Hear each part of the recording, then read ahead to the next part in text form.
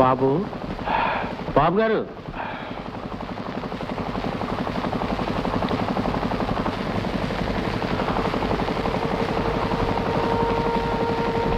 ఇంకో టీ తీసుకురా. అలాగే.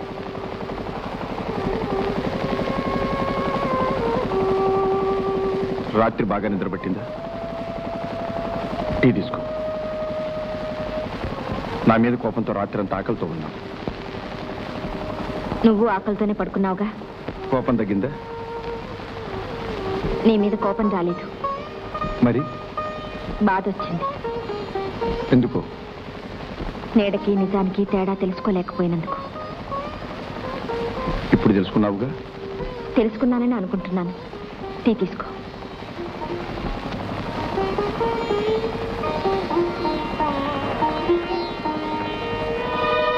టీ తీసుకో.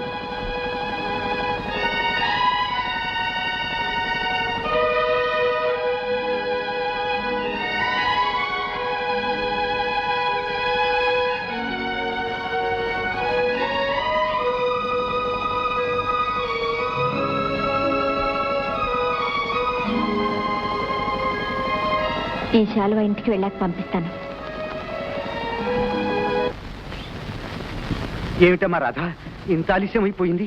నువ్వు రాకపోయేసరికి ఆందోళనతో తలడిల్లిపోయాను. ఏం చేయనన్నయ్య, మధ్యలో లాంచి చెడిపోయింది. నమస్కారం ఇన్స్పెక్టర్ బాబు. ఓ, ప్రెసిడెంట్ బోషే కూడా ఇక్కడే ఉన్నాడా? నీ లాంచ్ మీద పనిచేయడానికి నీలాంటి దౌర్భాగ్యుల్నే పెట్టుకున్నావు. తప్పదాగి వచ్చే పోయే ఆడవాళ్ళ మీద అఘాయిత్యాలు చేయమని తర్పీది ఇచ్చినట్టున్నావు. చూడు నాయాళ్ళు, రాత్రి దాకా నిషా ఇంకా దిగల. ఇక వాళ్ళ పని మీరే చూసుకోవాలి బాబు. సరే కానీ మధు, నువ్వు వచ్చేసావేమిటి? గట్టు పని పూర్తి అయింది, వచ్చేసాను. ఇన్స్పెక్టర్ బాబు, ఏది ఏమైనా ఉన్న ఊరుని నా అన్న వాళ్ళని విడిచి ఉండాలంటే మనస్సు నిలవదు బాబు.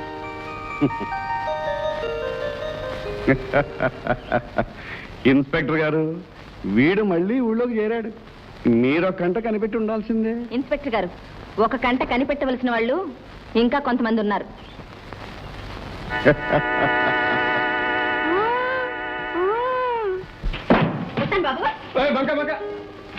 ఎక్కడికి గోల ఎగిరిపోతున్నావు? ఒక చిరకమ్మ రమ్మని కవరెట్టింది.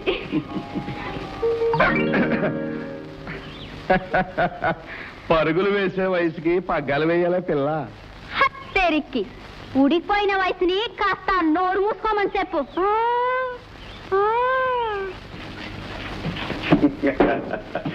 మధుబాబు, లోపలికి రావచ్చా?